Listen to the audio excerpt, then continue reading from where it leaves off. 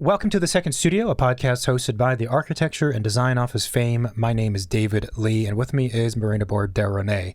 And this week, it is the two of us in the studio, and we are going to answer some questions from listeners. So this is a fellow designer episode, and we have two questions, and that's going to be the recording, right? One has to do with, why spoil? Why suspense? Why spoil No, it, yeah. right? Keep them hooked. All right, so let me read to you the first question we got from our listener. Yeah. Does that sound good? Dear Second Studio Podcast, I'm currently an architectural intern in Western Canada and a big fan of your show. I'm fresh out of grad school, invigorated by the profession, and extremely passionate about architecture. At the same time, I find myself overwhelmed at times with questions and by the enormity of what I have yet to understand. It is no secret that architecture does not necessarily pay well in comparison to other professions of similar education. As such, I'm always looking for ways to make money on the side that do not detract from my focus on design. Mm-hmm. That's a good point. One discussion I would love to hear brought up on the podcast would be that of freelance design in intellectual property and specifically sales of plans on online platforms. I understand that this can be a sensitive topic for architects, and I myself hate the idea of a menu of cookie-cutter designs with no relation to place or really to what we stand for as a profession. However, on the business side of things, it cannot be overlooked that a popular set of plans can generate a fair bit of revenue on a site such as houseplans.com. Why don't architecture firms do this? Is it possible to do this without ruining your reputation? Can sites like this be used in a positive way? The majority of houses are going to be built without an architect anyways, so why not point them in the right direction to begin with? After purchasing these plans, they will have to be reworked to some degree to meet local building codes and engineering requirements. Really, what is being sold is a concept design package, and is there really harm in that? Can it be a way of marketing design to the masses while serving as advertising and a purchasable portfolio for architects? I would love to hear your thoughts. Thank you. This person's smart. It's pretty well written. Good points. This is a very interesting topic. Well, I want to start first with the first paragraph. And you mentioned just the feeling overwhelmed at times by the enormity of the profession and all the things that's to come and to be understood. I don't think it gets better. I have to say. I don't want to spend too much time on it because we just did a recording a few weeks ago that basically answered that, I think. But I would just say that I definitely empathize and understand what this person is saying. I'm sure a lot of us who are in this profession feel that way. I think the attitude that's productive and helpful, both from a professional perspective and a mental health one, is to just embrace that is the fact. We had on, I'm going to butcher the name, Dorta Mandrup on the show, and I think it was her that we made a quote of, and she was saying that once you learn about architecture, you realize how much you don't know, and that's the beauty of it. It's something to that effect. And that's an interesting thing that I think when through this show, and if you talk to older architects on your own, you realize the really good ones all have that perspective of like, yeah, I don't know. Like, I'm still figuring it out. Yeah. And they actually enjoy it, and that's part of the fun for them. I think the professionals who are less successful and interesting in my minds are the ones who have the attitude of, yeah, I figured it out. Like, this is what we do. This is our system. Bang, bang, bang, bang, bang. Yeah. And you know, that's their perspective. So for me, it's fun. I mean, honestly, if you think about it more like you're learning things, it's fun. That's the thing. It's like, I think you have to have the personality of enjoying learning. You know, if you're the type that doesn't enjoy learning, then I don't know how architecture is working for you. But yeah. I think mostly the stress on that subject really comes from the expectations one has of themselves relative to their age and their current point in their career, right? Especially, I think, for younger generations who, you know, have student debt and a bunch of other problems are coming their way, like global warming, just socially, like all these things are hitting them. There's sort of sometimes, I think, this internal need to find success, I guess, like quicker, right? Almost as a defense mechanism against all the things I mentioned, which is valid and I understand. But I do think that once you start practicing there's kind of a maximum pace at which you can acquire information and make those leaps or the advancement in your knowledge and in your profession and your career and all that other stuff, right? So my advice to anyone who's feeling that way is to keep fighting the good fight and keep learning, but don't allow yourself to become overwhelmed or depressed but just keeping in mind, again, that's part of the journey. Yeah. The question that's brought, it's pretty interesting, and the topic of, I think, passive income, or even, let's say, supplemental income for architects is a good one. And it is interesting because it seems like this person is very much like a passionate about architecture, but they're also trying to be responsible and thinking, well, I need to make more money. That's basically what needs to happen. Also, because the profession doesn't make millions when you work, in an office or for an office. Even if you're a partner in an office. Even if you're a partner, you're not going to be making millions. So how can you kind of like supplement that without giving up, the thing that you love? And the selling plan is a very interesting question. The what is? Like selling plans. Oh, selling plans, yeah. It's a very interesting question. And I think the listener alluded it to... I know it's a sensitive question among architects because it's kind of like you're not selling your soul, but you're kind of like selling what takes time to create, and like the whole process and not that it's kind of put on a pedestal in any way, but it's kind of like sacred in some ways, for an architect. Of course.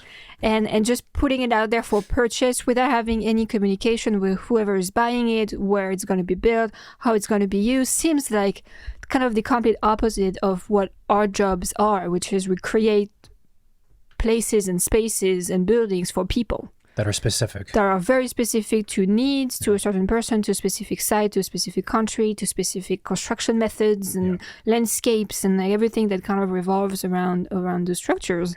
And it sounds crazy, right? That you would just sell that little sacred thing to put it out there in the universe and have anyone grab it and do whatever they want with it. Yeah. I think there's that aspect. There's a losing of intellectual property, or again, the thing that's sacred to you.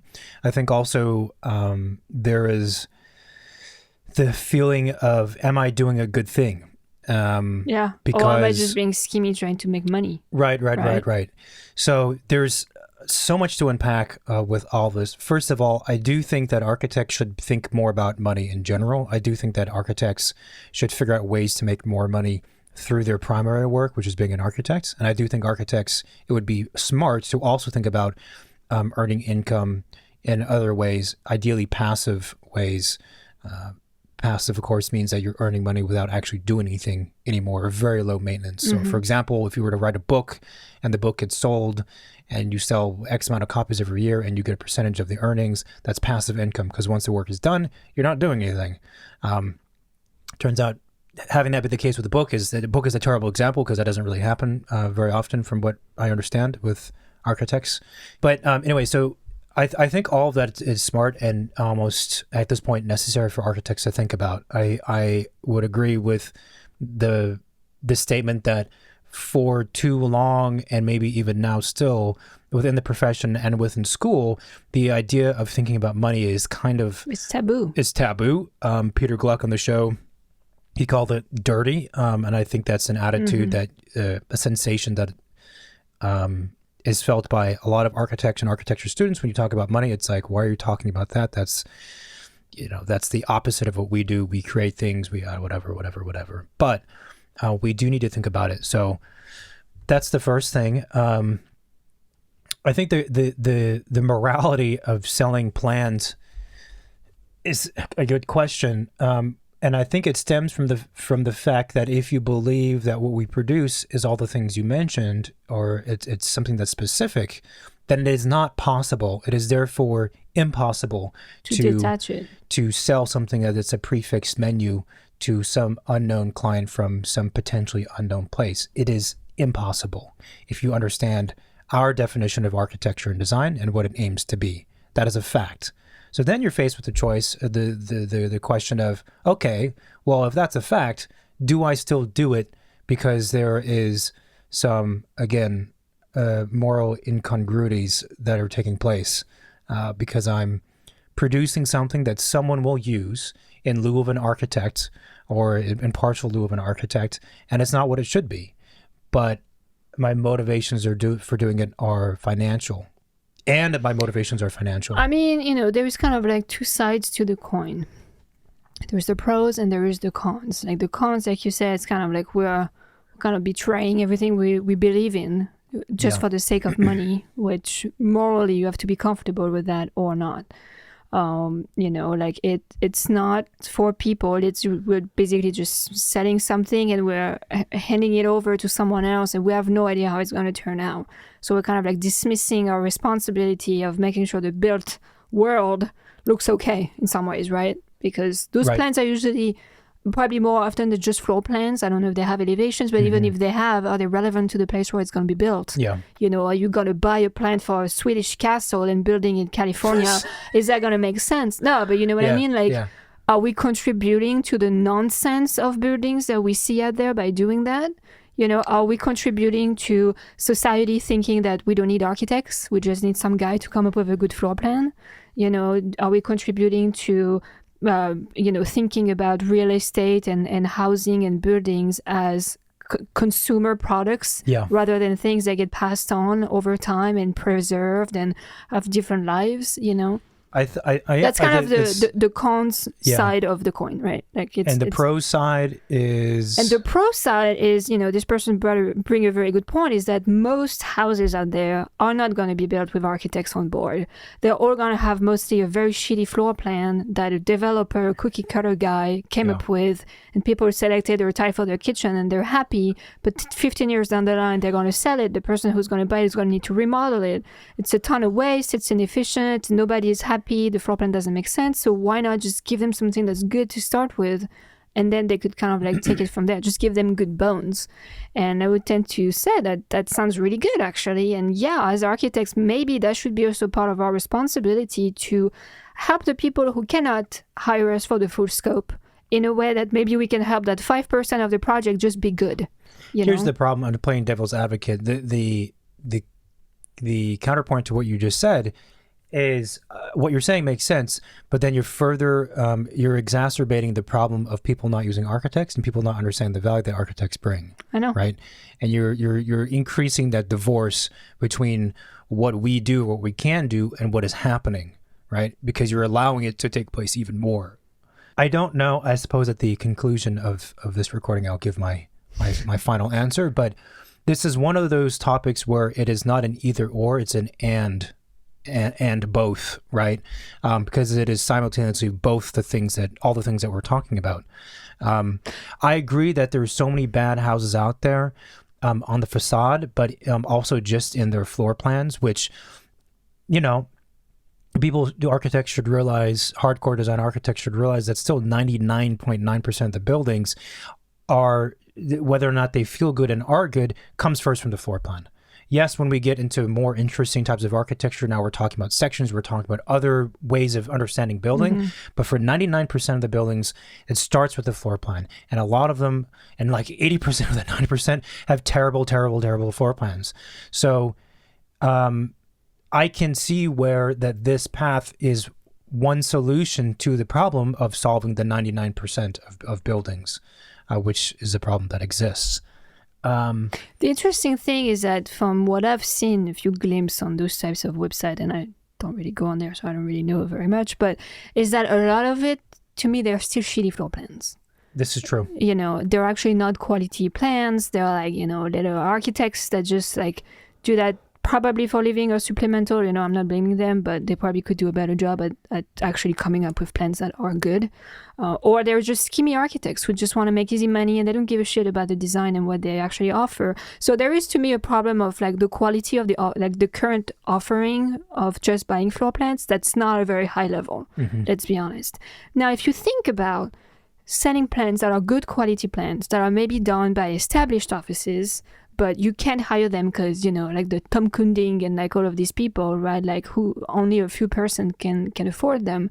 But if you could buy a plan that they did, maybe, I don't know, maybe that would that would transfer the value of a well-known, well-established architecture firm to lower classes, let's say, of clients that could not afford them, but that still believe in architecture or are interested in, getting a house of a certain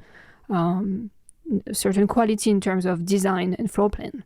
I've thought about this question before. Like if you imagine if on houseplan.com there was no like shitty architect and shitty floor plan, it was just like good stuff from like good office that care truly about proposing something at an affordable price for people to even build their house themselves. Like maybe that would change also our profession in a good way. Possibly. I mean, you raise an interesting point, which is the quality of the plans perhaps makes a difference. Even the quality of the website makes a difference. Yeah. Even the people who started the website and created the plans could make a difference. That's where things get kind of fuzzy and blurry, but in a way that all does matter, right? Yeah.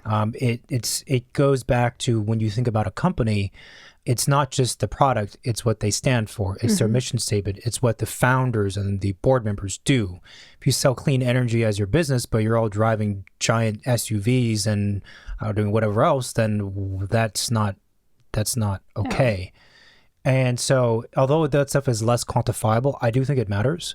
I've been on the floor plan house whatever site before. It's been some time, but from what I recall, it's like horrible. No, it's horrible. The website sucks. And it's a funny thing. If I imagine that it was done in the way that you were talking about, would I feel differently about it? And the answer is yes, I would feel differently. I think that even if the plans, could be purchasable, and like, I don't know, let's say you're in Los Angeles where local architects in LA, would sell the plan. So you actually buy it from a local architect, right? So it somewhat makes sense to the place where it's going to be built. Instead of being completely random, you could buy it from anywhere. Maybe there is ways to kind of like just make it a little bit smarter, Right. What I was going to say is I was wondering, I've thought about this before, and I was wondering if there's a way to have an efficient way of making or earning more money without it being this particular model of prefixed floor plans being sold. But if there's a way to still have, I wouldn't say customization, because then it sounds like you're taking a prefixed thing and then just altering it, but a custom level of service and response to the client that is just more efficient and lightweight. Because let's say the office, if you could understand an office's fee by it's how much they make per hour and how much the client has to pay per hour to that architect, right? Where it becomes really consuming is when you start to do nice stuff. You start to do really creative things. When you're doing strange details, the building's a wacky shape, you're using different materials in unique ways. All of that is where time gets sucked into, right?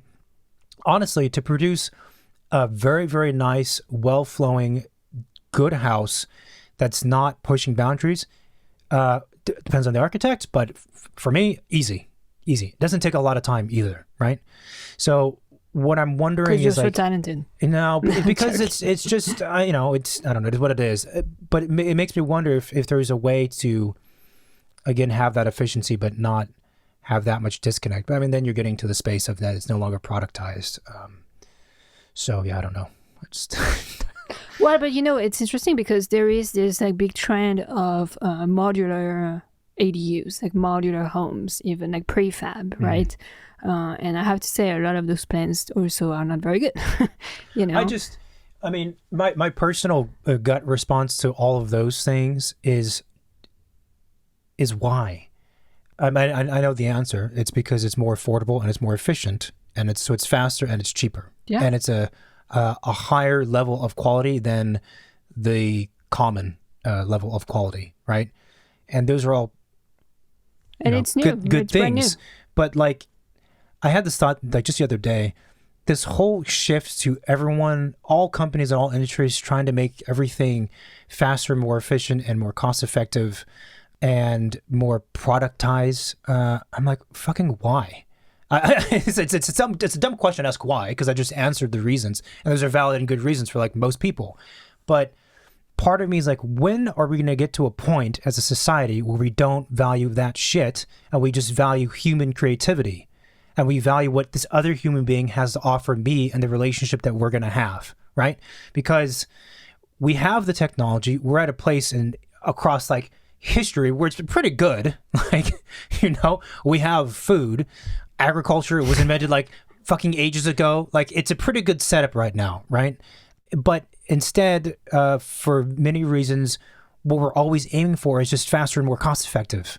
Well, that's the American way for to do a things. sacrificed level of product, And I don't know. I'm at the sidelines and I look at it. I'm like, what are we doing? Like, what's the point of that? Well, it's because it's money which drives the conversation, and that's why you have to end up this way, because you want to make more money. That's what you have to do. Yeah, and that's one of the issues with the US, for example, is that money is what's driving all of those conversations, and it's at the detriment of quality and meaning at some point. If you look at other industries, I mean,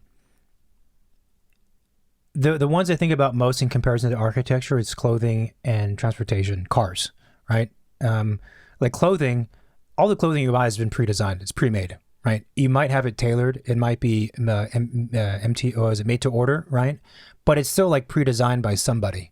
It's not custom for you, right? A car is not custom to you, and not even close to it, right? You pick out the color, pick out the trim, the package, you have different speakers. It's the same car. Architects, I'm trying to think, we might be, off the top of my head, we might be one of the last professions where we don't do that. Even artists, if you commission an artist to read an art piece for you, yes, but artists are much more likely to do their artwork, a version of a slight variant for you. I don't know, architecture, I mean, design might be one of the last. I can't think of any other examples where we do that. I don't know.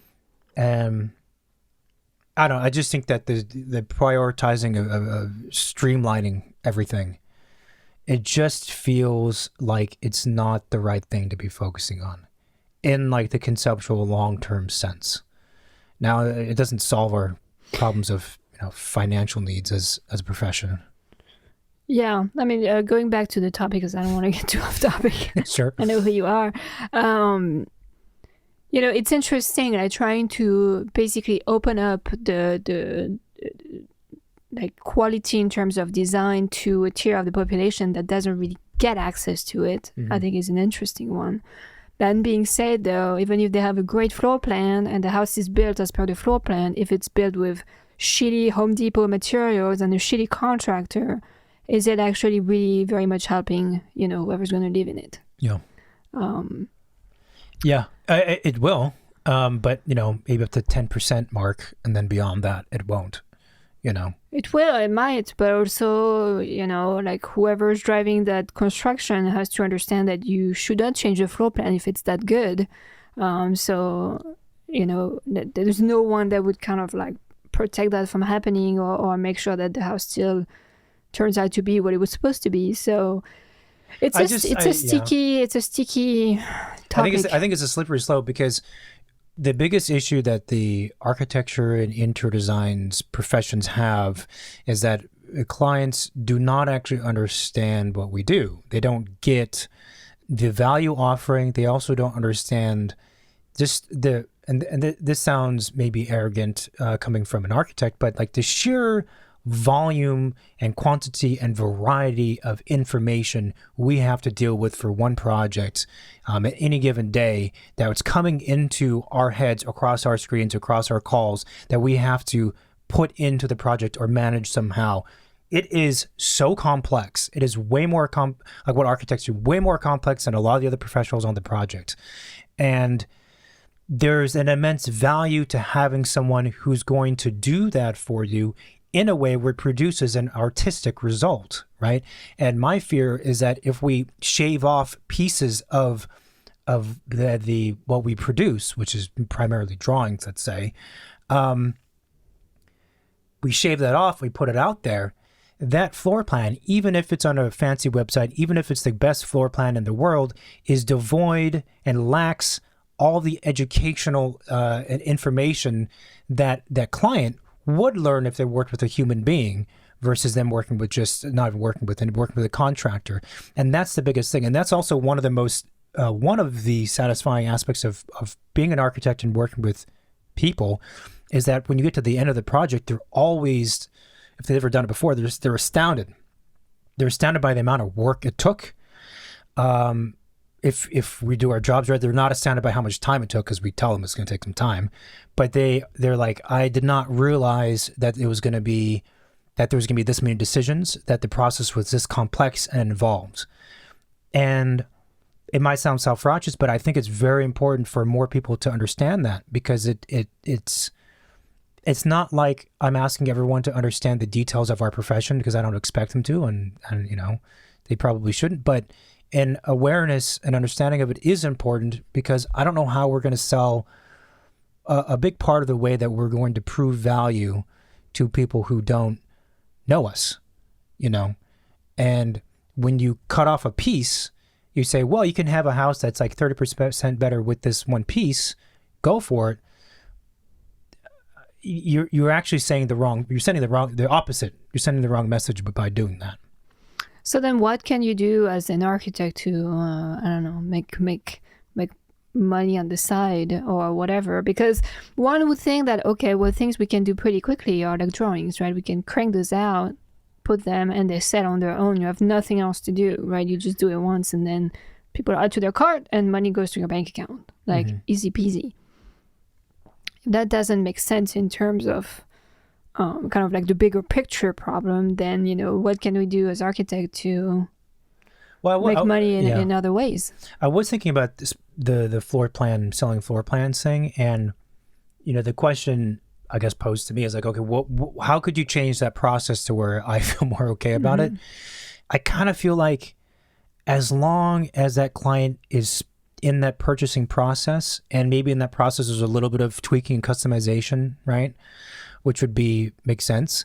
That as long as they're actually talking to a legitimate architect at some point, and there's a little bit of back and forth, as opposed to faceless interaction. Because I think that is at the center of how good architecture is produced, and what architects do is that kind of interaction. And you can't have a house or any building be at the level that all people want it to be at unless you have that interaction at this point in time, at least. Yeah. Other business models is design build, for sure. Owning your own property. No, but that's like a much different endeavor than like working at a 9 to 6 job and like doing stuff on the weekend to make extra money. Yeah, that's true. It's a different story. One of the other questions that was in there was, why don't architecture firms do that, meaning sell their plan online? I think they don't do that because I don't think it's making enough income for them to spend the time putting together the plan versus the return. Like, you actually have projects like the fee is much more lucrative than that, so why spending time doing that? I also think that they don't do that because, again, morally and like with the big picture, it does not make sense to probably most architecture offices. I tend to agree with that. I also think that there is a perception that most people have, not just architects listening, but most people, that it's easier to be successful at whatever thing than it is. Like, so let's say that you're listening and you have an office, you're like, okay, I'm going to like make some floor plans and sell them online. Good luck. How are you going to get traction? Most architecture offices can't even get traction to get their own work for their own practice, Well, you get traction by putting your plans on houseplans.com.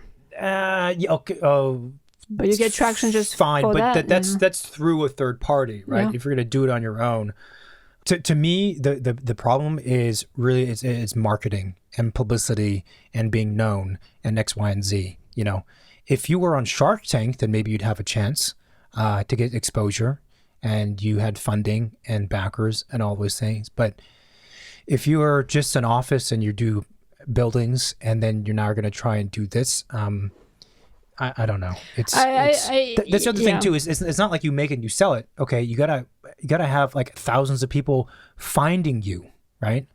Well, I think the easiest way again is you just go on one of those third-party websites, and that's what happens. But one of the other comments in that message was that basically after people purchase these plans, they have to be reworked to some degree to meet local building codes and like any engineering requirements. And the following question is, well, they're basically concept design packages. So is it really harmful to sell that? And first of all, I don't know what is the percentage of people who actually buy plans like that to build their house. I feel like it might be more than I'm thinking there is. I don't. Like, I would be extremely curious. The other thing is I actually see a lot of clients who buy plans like this and post job on like freelance website asking for, I already have the plan, I just need someone to kind of tweak it and like change a couple things around and whatever. And that is to me where it's harmful, is that maybe as architects we would set the plan thinking, those are just concept design, somebody has to figure it out, somebody has to refine it. But the truth is that people just buy it and are wanting to build it exactly the way it's drawn. Because they don't know the process, they don't know what it takes to actually push it to DD and CDs, right? For them, concept plans look the same as construction plans. They don't know any better. Yeah. And that's extremely harmful because your concept plan must be really good in order not to turn into a turd, Yeah. So it's pretty risky. And then who is making those changes, to make it match building code and local engineering? Is it like a random drafter who does not really give a crap about what he does? Is just, making extra bucks per hour after work and, just does it for the money once again? Or is it someone who actually cares about what they do? We were approached one time by someone who I think they had purchased or they were thinking of purchasing plans from, I believe it was Floor Plan House, whatever website he listed. I think that was the website specifically.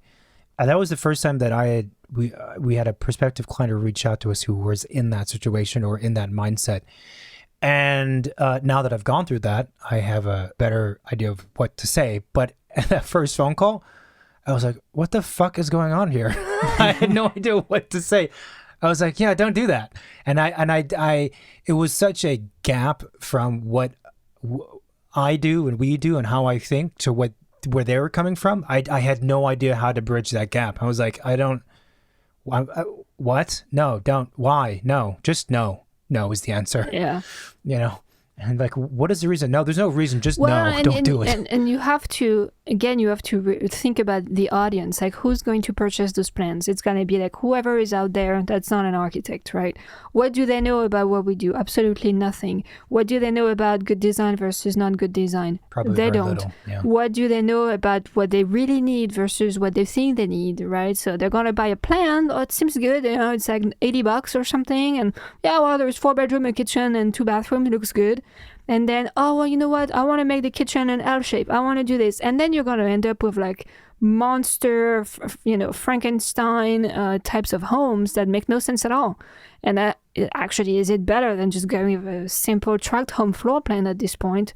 Or is it better to just butcher a plan to make it fit whatever expectation the client has without having any understanding of where was the plan that they bought? I don't know, man. It's complicated. I mean, it could be a good solution to, again, solving like the 99% problem that exists. All of this conversation, though, also kind of points to the topic of what will happen to architects in the future, given AI and given the ability for... Yeah, why are you shaking your head?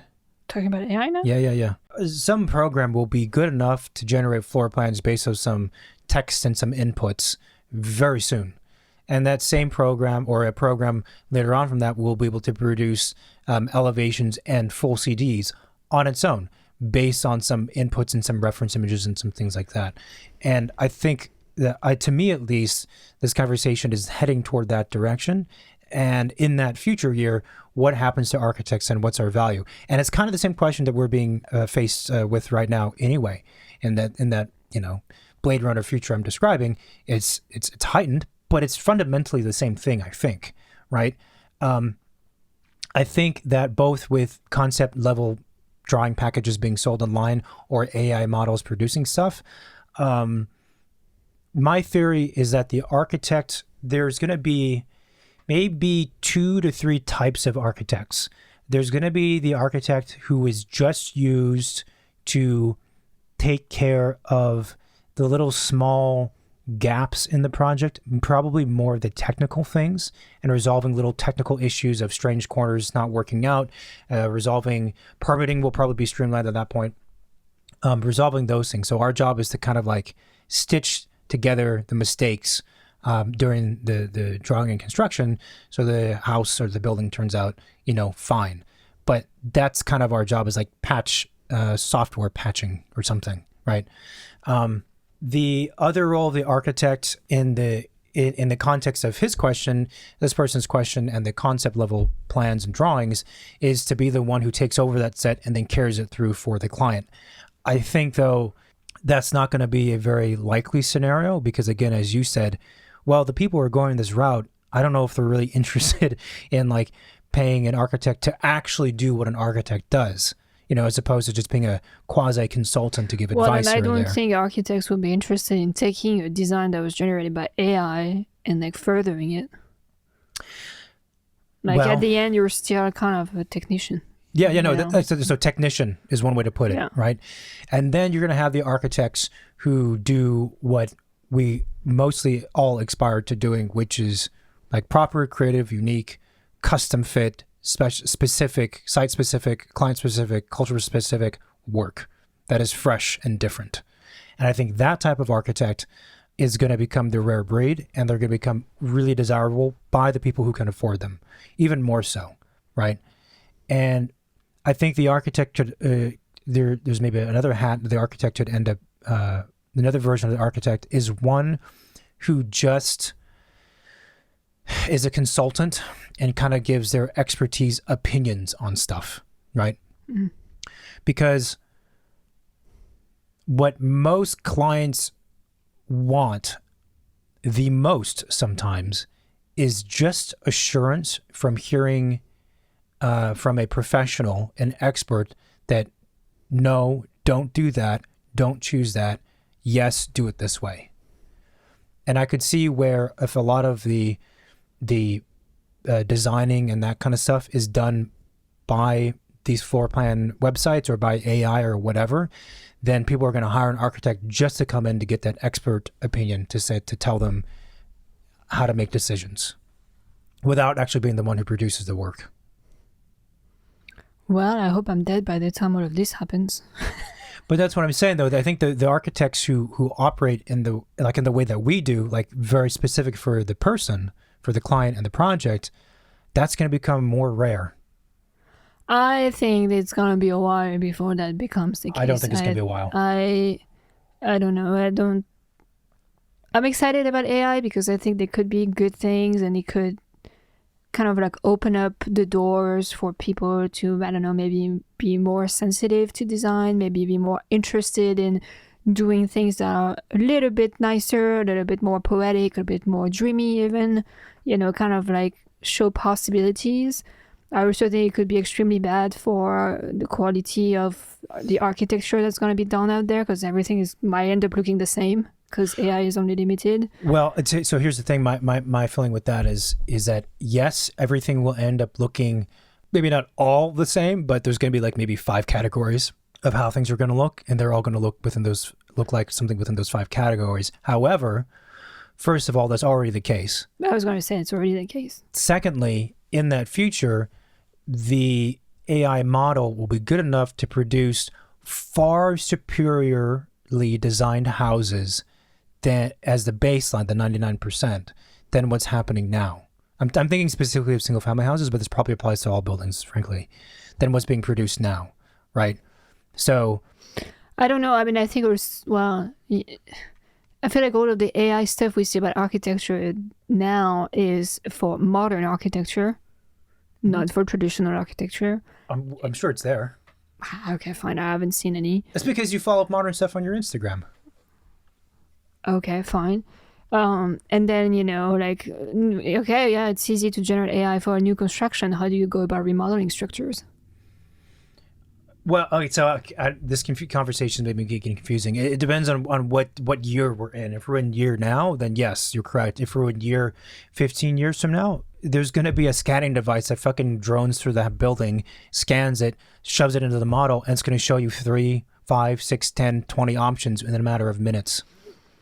Yeah. Yeah.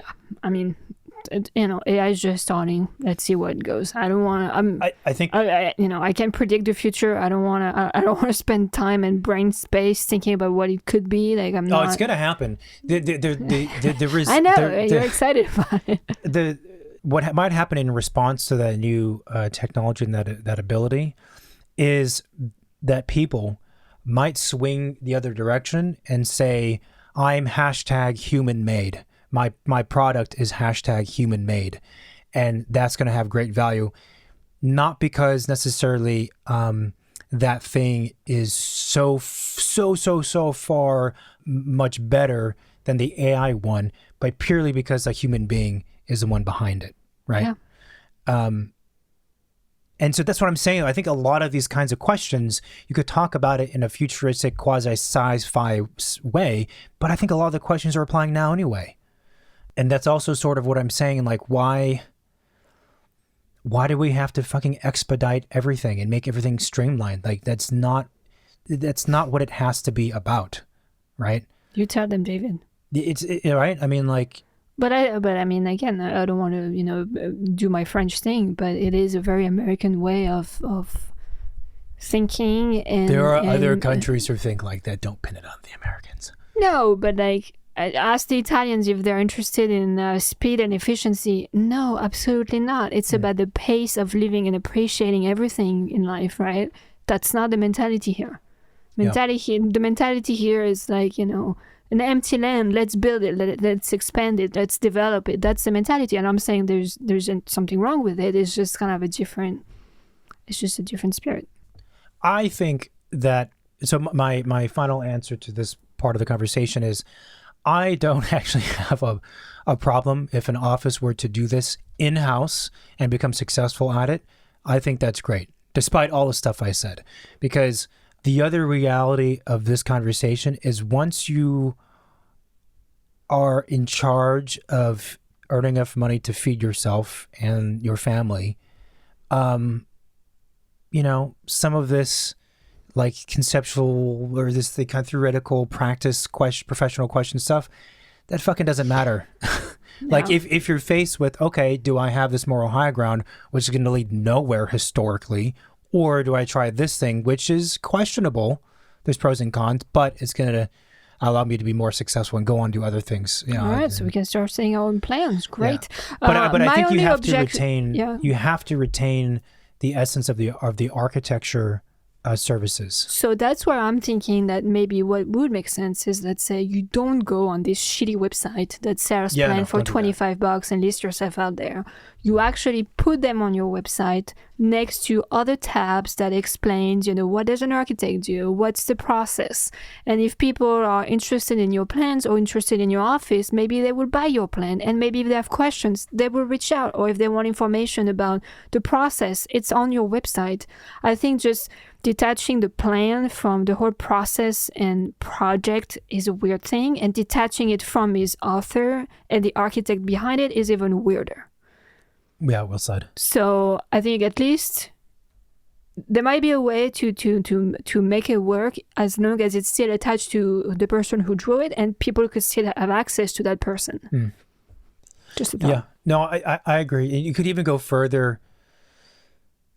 It really just comes back for me to where the client, the buyer, is able to actually have a conversation with somebody or get information from a good source and saying, okay, look, for what we do, yes, you can just buy the floor plan and just that.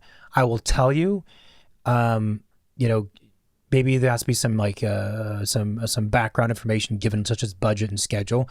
Assuming they have a realistic or somewhat a little bit of a budget, at least you tell them. I will tell you though, it's not going to end up as good as you'd want it to be, given your resources, and we'd recommend you do X, Y, and Z instead. Or maybe you don't even go that far. Maybe you, if you're an office, you're thinking of doing this, you say, we're not even going to do that. We're not even going to shave it down to where it's only just you buy one floor plan. Maybe you have to buy floor plans and elevations, or maybe you can't buy that at all, but you can buy that plus like a small bite-sized level of service from us. And again, it's to better ensure, yes, an end built product of what it should be. And it's also that way, maybe it sounds crazy, but I really think like people just have to understand. If people understood, okay, if I pay this much, I get this level of product. If I pay this little, I get this less of a product. And I fully understand the pros and cons and the trade-offs and what I'm sacrificing if I go one way or the other. I'm still going to choose the low end. I'm okay with that. And I think the biggest mistake is when they go that route, but they think that what they're producing is on par with all the people we've interviewed. And that's where it's a problem. Yeah, and to me, I have a problem with architects who kind of avoid the responsibility of what we do, which is, helping people with, for example, places they live in, and just have them just add things to their cart and then never even be put in communication with them. To me is very strange. So the parallel that people could be thinking about is like, well, the same thing happens with artists and other creative industries, right? Like I'm trying to think, maybe even fashion, for example, or whoever, right? Companies do one-off pieces that are more like a truly custom house, let's say, right? That's the comparison. And they also produce things that are for the masses, that are sold and made in bulk, and that's fine. Like if they can do it, why can't we do it? And the answer is sight. Well, the answer is that they still manufactured it for people. They didn't give the instruction for people to manufacture it themselves. That's it's a little bit different. But then you get into that's solvable by again like these ADUs that are basically it's a product you buy, right? Yeah. And I don't know. It's the thing with architecture is that it is site specific. It is specific to the culture, the place, the environment, the client.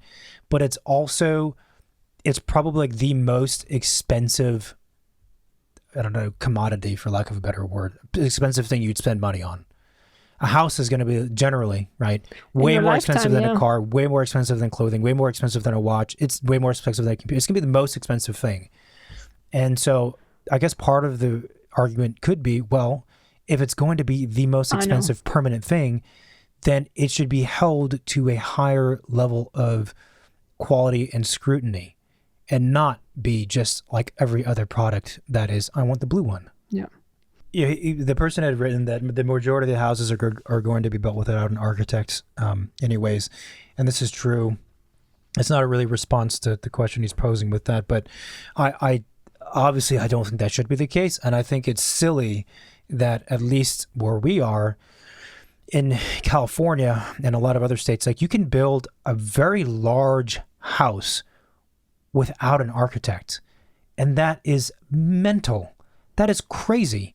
I don't know how or when that came to be the case or was allowed, but if you're the AIA, that should be your number one fucking priority is to undo that. That is insane. You have all these professionals who go through higher education, who have all this technical and creative knowledge, all this stuff, and a lot of small offices, they do residential, single family, right? That's like the bread and butter of a lot of architects. And you were saying that in terms of square footage sizes, I forget the number, it's quite large. Like if you look at the maximum size of square footage of house that can be built without an architect, right? And you took that number and you looked at like, okay, what percentage of all the single family houses in California fit within that square footage range? It's like 90%. The idea that you don't have to have an architect to produce 90% of the houses is fucking crazy. And, I don't know. Well, that's People why want there to is rag so on the many. AIA, but I'm like, what are we doing? What are we doing? What do you expect us to do, right? The architects. No, but it's a very smart strategy, right? Because if you do that, that means there's going to need to be more remodels, therefore more work for architects. No. So they probably thought about that, you know. Yeah, and their dumb logic. But no, it's absolutely absurd. So it's not just a cultural thing that's a problem. It's not just an education, the lack of education. It's written somewhere in like regulation and law that you can do this size of giant fucking house without an architect.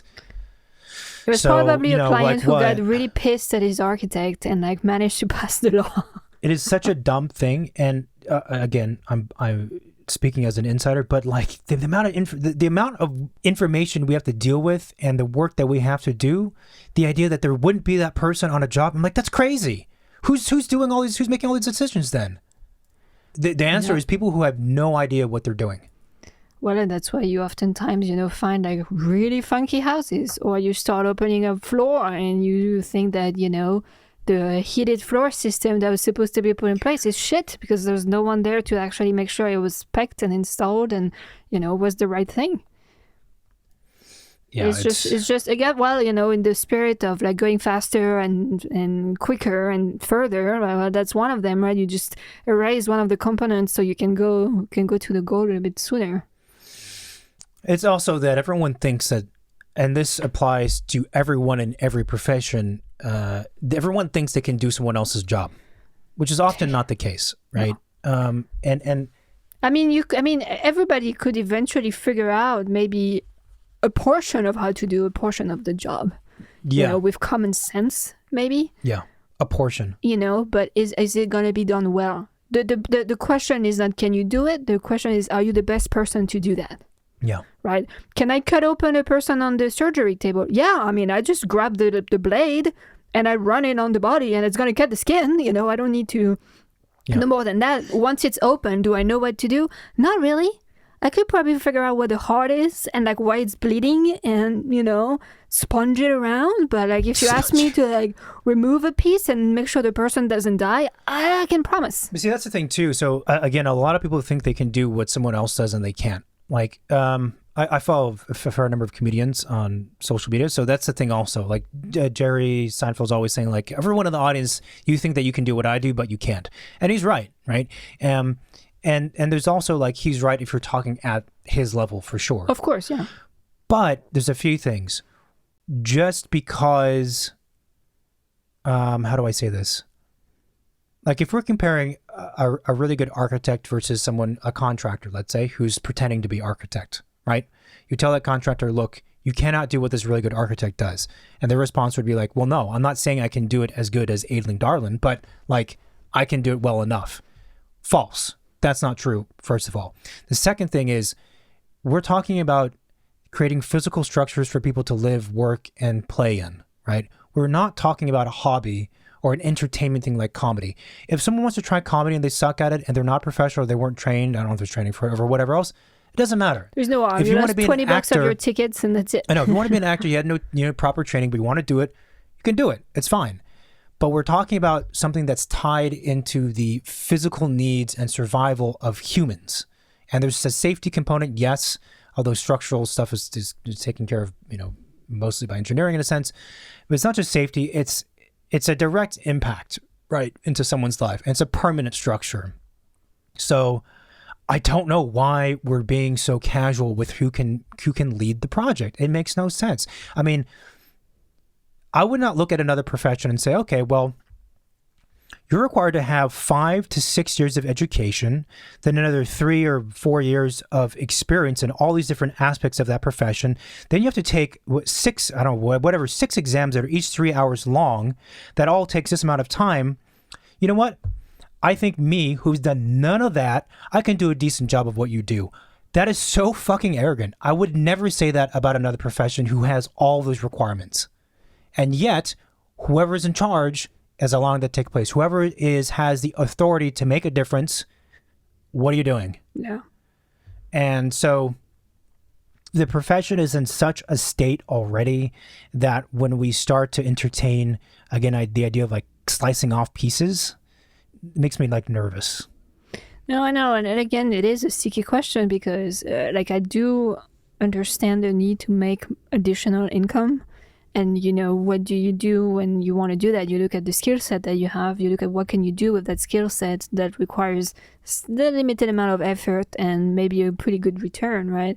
And that's where chopping off your arm from your architect body, seems easy enough. But I think it's, and that would work. That would make you income. But at the end of the day, like, is that the right thing to do? Is it like the right thing? Is it what the profession needs? Should we all be doing that? And what are the consequences in doing that? And, you know, you could just think about your own self to answer that question, because why bother about the other ones? Like, who's thinking about you? You know, like nobody. Yeah. Like not even the AIA. So, yeah, like why would you sacrifice making more money for yourself if you could do it, despite, you know, maybe like not helping the profession? It's kind of it's a tricky problem. No, for sure. And that's where I like your point though, is like the strange thing about it really is that how did you put it? You're divorcing it from the process, the concept package. Mm-hmm. And then even stranger, you're divorcing it from the author and the person yourself. Who is not just the author, the person who would be your confidant and your agent and your whatever throughout the entire project. That is the weird part. So if there's a way to at least have it like, be under the umbrella of what it, you know, the body of what it belongs to. If you could at least, again, put it in, I could say, on your website in a place where people could accidentally or voluntarily see more about what it is that you do or that we do, or what it is that they might need for their project beyond that $50 floor plan. You know, I think it's a good risk to put that available for them. I think it's really bad for architects to be on houseplans.com. Like, please don't do that to yourself and to ourselves. Like, yeah. And you know, again, I think it's very easy to take what I said specifically and think, well, the same commentary can be applied to other like all dentists, or I don't know what other service related industries, I don't know, painters, I mean, like, you know, house painters or whoever other professionals who are trained probably say the same thing about their own profession, which is like, you guys are crazy. Why are you doing it this way? Spend more money is what we're asking. Spend more money, do it right, do a better job. And for most people, right, just because of the nature of the word most, they're like, yeah, but I don't really need that. I don't even want that necessarily. I'm just looking for better than what I have. Yeah, but I think a lot of those people is just, they would just never understand it. You know what I mean? Like, you won't be able to change them. The thing is, the more that the marketplace caters to that, the more it's going to happen. Of course. I think also that, I mean, you're right. At some point, there's a line between one client and the next. To me, I think that line, so they get it or they don't, that line exists more as a line between 99% and the 1%. I don't agree that the 99%, the majority of people in the majority of houses and buildings, that within that group, all of them are like, I just want something kind of like, you know, whatever level, and they don't get it. I think a lot of people in there do get it, but they just don't maybe see a route to a path forward. Because the other thing we do hear very often, it may be specific to us, I don't know, is like architects are expensive, or I can't afford you, is what they say to us and other architects too. Like, there's no way. And I'm like, what is that based on? And like, well, I don't know, just, I don't think I can afford you or an architect. I'm like, yeah. I'm like, unfortunately, architects are really cheap a lot of times. I'm pretty sure you could afford a decent architect in your area, you know? Yeah. So if any of you out there has some tips on passive income for architects that does not require chopping your arm off to put it online for sale, let us know. It just, to me, it really comes down to mission statement, right? Whether or not that route is like morally acceptable, it just comes from, it depends on what place it's coming from. Yeah, and how you're putting it out there. I think that's what's important. But what are your thoughts, real quick, on the all of these pre-designed, pre-made ADUs that have, you know, because people have come up to us like, why don't you do that?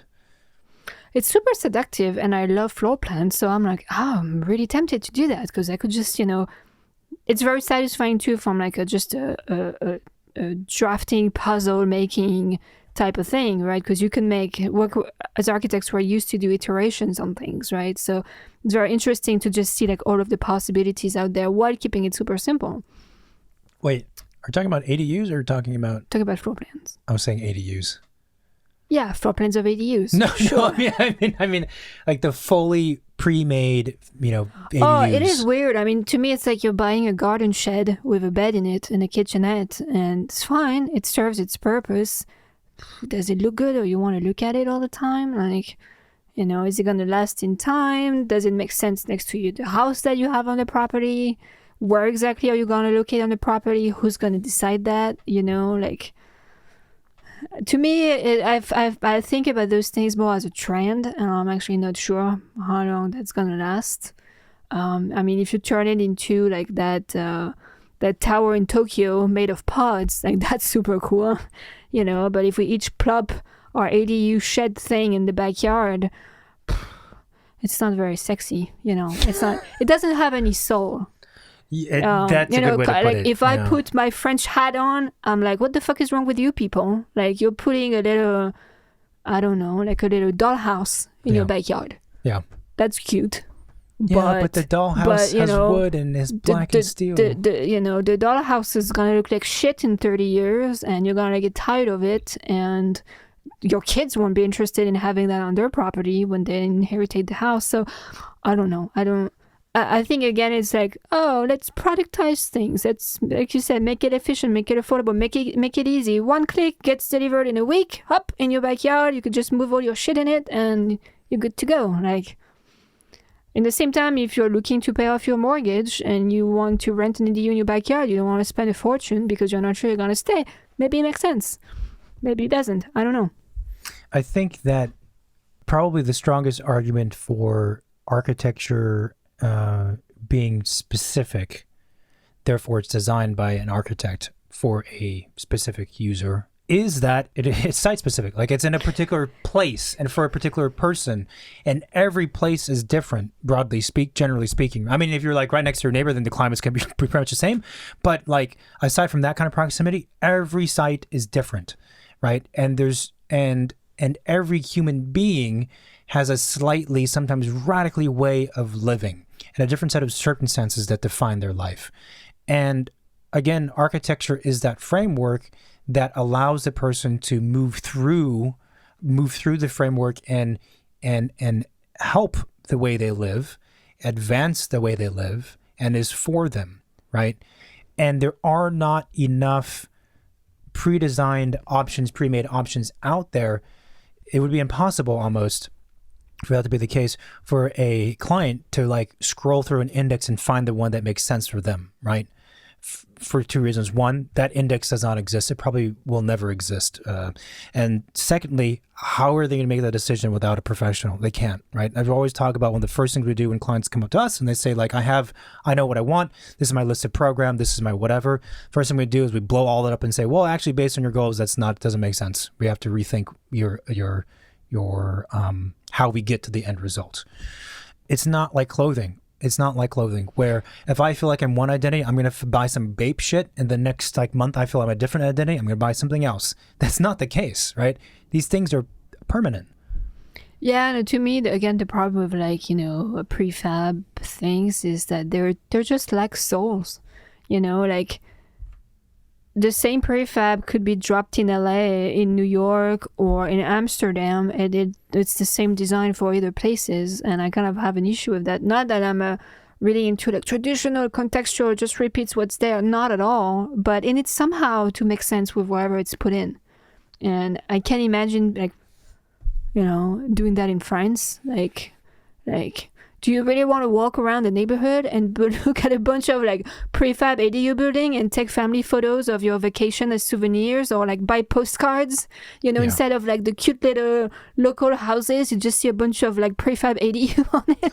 Like, no, it doesn't make sense. You don't want that. And it's also different from cars, because a car is primary purpose is just to get you from point A to point B. And there's, there's more to it. There's like the environment on the inside. There's how much sky roof there is. There's the sound system. There's how the car looks and all that stuff. But really, in terms of its complexity as a apparatus that has a goal, is not nearly the same as a building. So I'm also okay with automobiles being less. I think every car needs to be custom for the person, because like it's not nearly as important and as potent as like what architecture does in terms of how it shapes an individual. So yeah, it's interesting actually. If you think of cars, like, if you think of houses, like new construction versus remodel, if you think of cars, like once it's broken, it just goes to the trash. Like it would be interesting actually if you could, let's say you like your car, you like the size of it, you like maybe how it looks, but like things start to fall apart. It'd be interesting to be able to just replace pieces, without having to toss the car and buy a brand new one. Yeah. I'm sure you can. It'd be very expensive. I saw they had like an electric classic Porsche or something like that. Oh, really? It's very strange. I saw the new VW van. Yeah. I don't like it. Yes, you do. No. To me, it's like, again, why are you trying to replicate an old icon today? Like just leave the charm of it to the oldie. And if you do something today and it's a new version of it, make it a new version of it.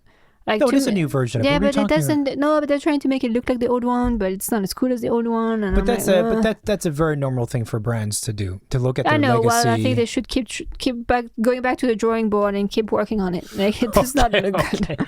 Okay, quick take on that. All right, let's wrap it up. Boom. Give us an outro. Oh, you give us an outro. This is the Second Studio. Thanks for listening. If you like the show, then leave a review of the show in the Apple Podcast app. You can reach out to us and the show or our office. Both are on Instagram. Both have websites. The website for the podcast is secondstudiopod.com. We also have a hotline. So if you have questions, comments, or suggestions or anything else, you can text or leave a voicemail. And the number is 213-222-6950. So shoot us a text. And I mentioned Instagram. Check us out on there. We got clips of us talking, clips of guests, quotes, work images, all the good stuff. And if you have any advice or any opinion on this topic that we just talked about, or if you have any tips of passive income for architects, please shoot us a text message or a voicemail on the hotline. We can share it along or make a new recording about it. Yeah, we didn't really talk about that. We'll talk about that next time, maybe. Don't make promises. Okay, no promises. Or the freelancing thing we can talk about next time. Don't make promises. Okay, that's it. Thanks, bye. Bye-bye.